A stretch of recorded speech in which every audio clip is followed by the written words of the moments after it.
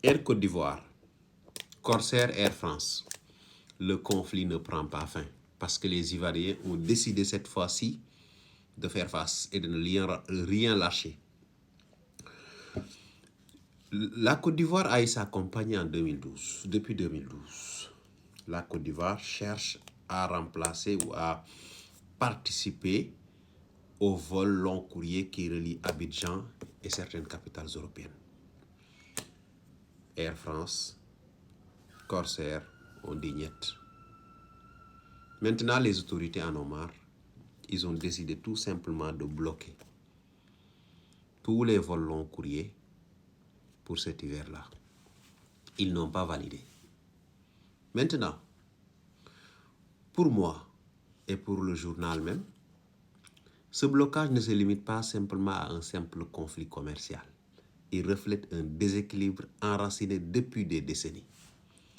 Les vestiges d'un monopole colonial qui a longtemps privé la Côte d'Ivoire de contrôle sur son espace aérien ou sur son ciel.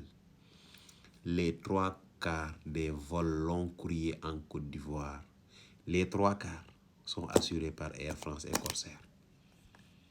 Donc, vous imaginez vous-même si vous avez une compagnie, alors que c'est des compagnies étrangères qui gèrent les 3/4 de vos ressources ou bien de vos trafics long courrier. Alors que même dans ces pays-là d'où viennent les compagnies, votre propre compagnie ne peut pas assurer, n'a pas le droit d'assurer des vols long courriers.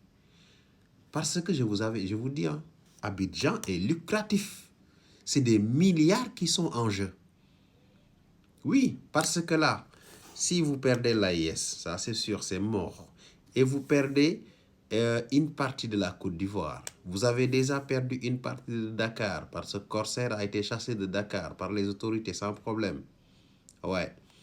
Donc, vous risquez d'être en faillite. Ou bien d'avoir moins de ressources qu'avant. Déjà, ils sont en train de négocier pour revenir dans les pays de l'AIS, ce qui ne sera pas facile. Maintenant, la résistance persistante des compagnies européennes à reconnaître le droit de Air Côte d'Ivoire est tout simplement devenue inacceptable. Inacceptable. C'est pourquoi les autorités ivoiriennes ont décidé de ne rien lâcher. Et le directeur de l'aviation civile l'a dit. On ne peut pas laisser ça passer parce que il nous faut participer à cette course vers le ciel, c'est-à-dire participer au trafic, enrichir notre compagnie. La compagnie Air Côte d'Ivoire a besoin d'assurer des vols long courriers, surtout Paris-Abidjan. Maintenant, puisque les Européens ou la France ne veut pas faire d'efforts, on refuse de valider les commandes pour les vols d'hiver. Comme ça, eux-mêmes, ils vont s'autocritiquer peut-être. Les négociations sont en cours. Mais la Côte d'Ivoire ne lâche rien, et je suis d'accord. Il s'agit non seulement de se faire respecter, c'est une question de dignité aussi, mais aussi d'une réparation d'une injustice vieille de plusieurs décennies. Et de permettre aussi à la compagnie ivoirienne, Air Côte d'Ivoire, de capter à juste titre sa part pour la création d'emplois et aussi pour l'économie de la Côte d'Ivoire. L'économie de la Côte d'Ivoire a besoin d'argent. Et il y a beaucoup d'argent qui est en jeu dans cette affaire-là. Au-delà de la lutte pour la dignité, pour la souveraineté, pour le respect qu'on vous doit, il y a une manne financière qui est en jeu.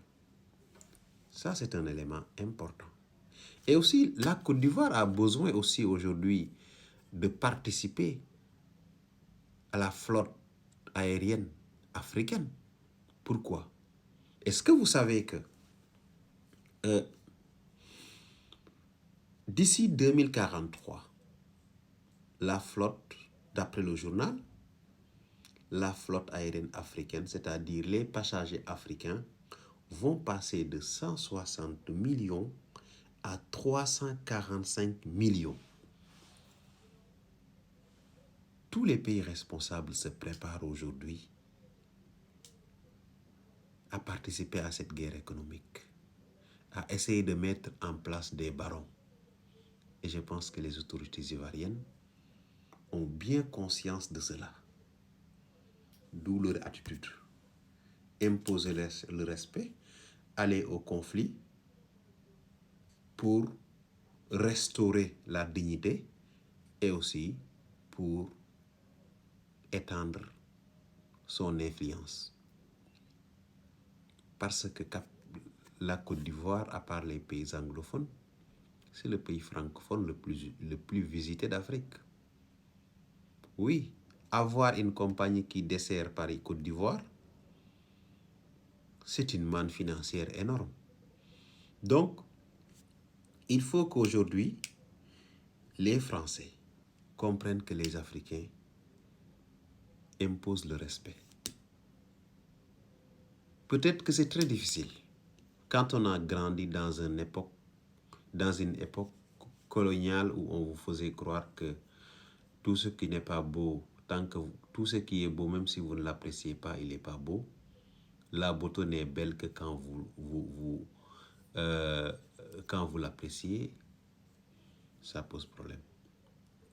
Mais revoyez vos copies, sinon le réveil risque d'être brutal.